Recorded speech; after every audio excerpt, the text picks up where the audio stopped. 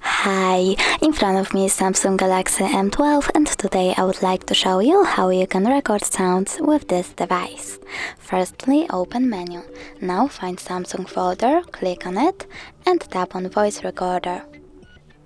Click allow and tap on the red button to start your recording.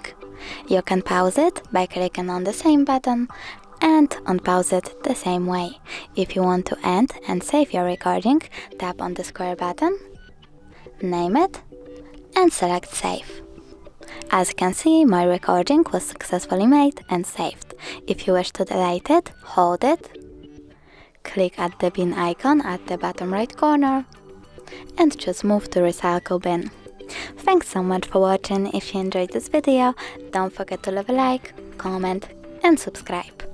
Bye!